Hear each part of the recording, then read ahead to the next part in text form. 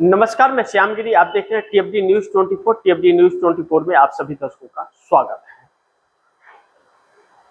नीतीश कुमार बिहार में बैठक करने जा रहे हैं मंत्रियों के साथ।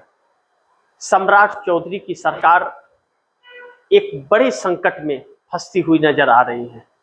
नीतीश कुमार अब फैसले के नजदीक पहुंच गए हैं।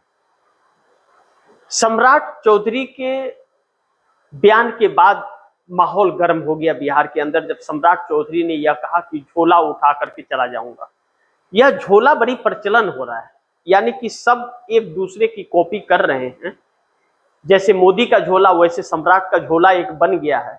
अब झोले में क्या है यह तो नहीं पता, लेकिन झोला उठाने की बात कर दिए हैं। नीतीश कुमार इस एक्शन में तब आए हैं जब सम्राट चौधरी सरकार का रिपोर्ट कार्ड नीतीश के पास आ गया है, और ऐसे बयान के बाद यह बैठक हो रही है जब ललन सिंह ने कह दिया कि भाजपा गलतफहमी में न रहे, हमारे समर्थन से बिहार और केंद्र में सरकार चल रही है। तब यह बैठक होने जा रहा है और मंत्रियों का रिपोर्ट कार्ड तैयार है सम्राट चौधरी का। कहा जा रहा है कि सम्राट चौधरी अब किसी भी वक्त उनका इस्तीफा हो जाएगा सीएम पद से।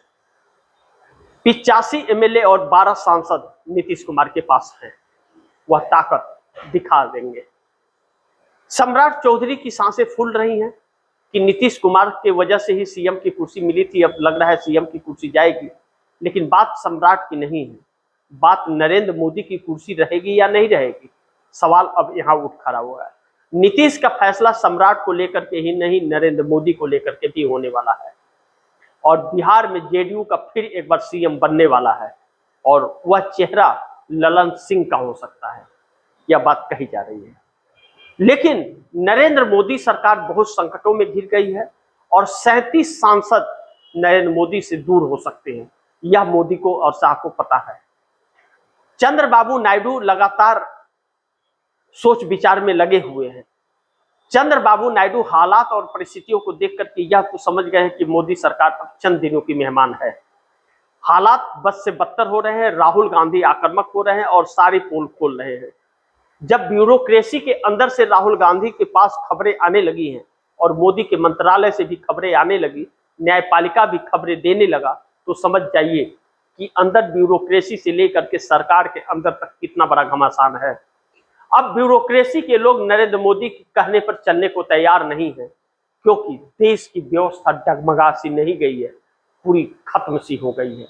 आने वाला वक्त बहुत तूफान लेकर के आ रहा है तंगी का, जो आम जनता को बहुत ही किल्लतों का सामना करना पड़ेगा। ऐसे में मोदी सरकार इमरजेंसी भी लगा सकती है, इसकी भी संभावनाएं ज्यादा हैं। राहुल गांधी ने इसका भी उल्लेख किया अपने भाषण में। ऐसे में चंद्रबाबू नायडू इस सरकार के साथ कैसे रह सकते हैं कि इतिहास के पन्ने में एक कलंक बन जाए। हालांकि दोषी चंद्रबाबू नायडू और नीतीश कुमार 100% है, इस देश के गुनहगारों में उनका नाम लिखा जाएगा, क्योंकि नरेंद्र मोदी की सरकार को बनाए रखने के लिए यह दोनों दोषी हैं, इन्हीं के समर्थन से सरकार चल रही है। लेकिन उससे ज्यादा दोषी भी इस देश के अंदर है, जो ममता बनर्जी, अरविंद केजरीवाल और शरद पवार हैं, जो इस सरकार को बनाए रखने के लिए इंडिया गठबंधन का हिस्सा रहते हुए पर्दे के पीछे से इस सरकार को समर्थन दे रहे थे। आज न घर के न घाट के कहीं के नहीं है, सब चुनाव हार चुके हैं और पार्टियां टूट चुकी हैं। तीनों की पार्टियां टूट गई हैं, घर न घाट कहीं के नहीं है। यार अब इन्हें वजूद बचाना है तो कांग्रेस के शरण में जाना पड़ेगा। लेकिन फिर भी चंद्रबाबू नायडू अब इस सरकार के साथ बिल्कुल रहने के मूड में नहीं है। कहा जा रहा है कि अमित शाह का फोन तक नहीं उठाया चंद्रबाबू नायडू ने, यानी कि बात दूर तक चली गई है। कब कौन समर्थन वापसी का ऐलान करेगा कोई कह नहीं सकता। 16 चंद्रबाबू नायडू के 2 पवन कल्याण को, यह 18 सांसद नरेंद्र मोदी को समर्थन दे रहे हैं। बड़ी दुर्भाग्य है भारतीय जनता पार्टी का कि एकनाथ शिंदे जो शिवसेना को तोड़ी थी भारतीय जनता पार्टी ने उद्धव ठाकरे से, वह शिवसेना एकनाथ शिंदे की घर वापसी की तरफ कदम बढ़ा रही है।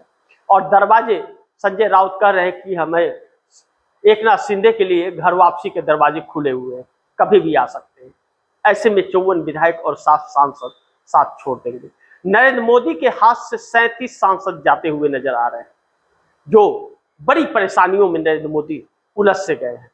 ऐसे में ममता बनर्जी के 20 सांसदों की भारतीय जनता पार्टी के अंदर एंट्री होने की संभावनाएं हैं। कल देर शाम हुआ प्रेस कॉन्फ्रेंस होना था लेकिन नहीं हुआ।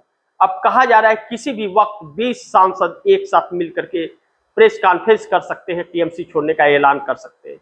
28 सांसदों में 20 सांसद हैं।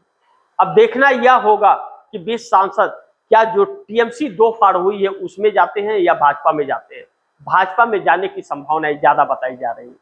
विधायक तोड़े गए, पार्टी भी छीन ली गई, लेकिन विधायक एक बहाना था, वह भाजपा में शामिल नहीं करते क्योंकि 33 उसमें मुस्लिम थे, भाजपा शामिल ही नहीं कर सकती थी। लेकिन एक सपोर्ट विपक्ष रहेगा जो सर उठाने की हिम्मत नहीं करेगा, ऐसा विपक्ष बंगाल विधानसभा में खड़ा कर दिया भाजपा ने। और यह स्क्रिप्ट पहले ही लिखी जा चुकी थी। लेकिन 20 सांसद उस दल में नहीं जो टुकड़े हुए हैं। 20 सांसद भारतीय जनता पार्टी को जरूरत है क्योंकि भारतीय जनता पार्टी बहुमत खोने जा रही है। 37 सांसद कब साथ छोड़ेंगे कोई नहीं जानता, इसलिए 20 सांसदों की जरूरत है। भारतीय जनता पार्टी अपना 272 के जादुई आंकड़े से 3 सांसद पार 275 का आंकड़ा तैयार रखना चाहती है ताकि नीतीश नायडू शिंदे मिलाकर 37 सांसद जब साथ छोड़े तो फिर सरकार गिरे ना।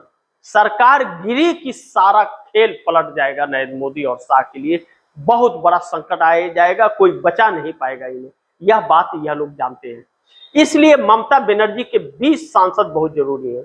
ममता बनर्जी के 20 सांसद आते ही 260 की संख्या भारतीय जनता पार्टी की हो जाएगी और बाकियों को मिला करके 275 के आसपास रह जाएंगे, सरकार बच जाएगी। लेकिन भारतीय जनता पार्टी डीएमके के ऊपर भी डोरे डाल रही है और उसे भी अपने साथ गठबंधन में लाने की कोशिश कर रही है। मानसून सत्र के पहले भारतीय जनता पार्टी जानती है कि मानसून सत्र में खेल होना निश्चित है, कुछ न कुछ हवा उसी तरफ बह रही है। अगर हो गया तो सरकार चली जाएगी, तो इसके लिए बहुमत का आंकड़ा तैयार कर लो। इसलिए डीएमके पर डोरे डाले जा रहे हैं और टीएमसी के 20 सांसद तोड़े जा रहे हैं। भारतीय जनता पार्टी अपनी पूरी साजिश रच रही है। चाणक्य नीति अमित शाह चल रहे हैं। ईडी सीबीआई का डंडा भी चालू है, लेकिन उसके अंदर भी एक विद्रोह है जो घमासान मचा रहा है। सरकार की सारी बातें leader of opposition Rahul Gandhi को लीक कर रहा है। राहुल गांधी ने फिर एक बार इस बात का खुलासा कर दिया। आने वाला वक्त महंगाई की मार और देश की अर्थव्यवस्था इस पर बहुत बड़ा प्रभाव डालने वाली है। जिस तरह से व्यवस्था चरमरा रही है और सारे रास्ते भारत के बंद हो गए हैं। कहा यह भी जा रहा है कि $12 बिलियन का सोना बेच दिया गया है। ब्लूमबर्ग की रिपोर्ट यह कहती है, लेकिन आरबीआई इसे छुपा रहा है। जिस दिन सोना बिका है उस दिन का डाटा नहीं दे रहा है और बाकी सब डाटा दिखाते जा रहा है। इसलिए शक और गहरा रहा है कि सोना तो बिका है, लेकिन इस सरकार को बचने के लिए क्या वह सोना बचा पाएगा जो बेच दिया गया? कार्रवाई तो देशद्रोह के मुकदमे में इन लोगों पर होगी जिस दिन सत्ता जाएगी। लेकिन राहुल गांधी ने जैसा नींद इन लोगों का उड़ाया है, मोदी छटपटा रहे हैं। पीएमओ के अंदर हलचल बहुत तेज है, बेचैनियां मची हुई है। नीतीश नायडू दोनों सर के दर्द बने हुए हैं मोदी के लिए। देखना यह होगा सत्ता बच पाती है या सत्ता चली जाती है। नरेंद्र मोदी तार से टपके और खजूर पर अटके हुए हैं। देखना यह है कि आगे क्या होता है। लेकिन नरेंद्र मोदी जाते जाते भारतीय जनता पार्टी को पूरी तरह से खत्म कर जाएंगे और आरएसएस के ऊपर हजारों सवाल खड़े कर जाएंगे।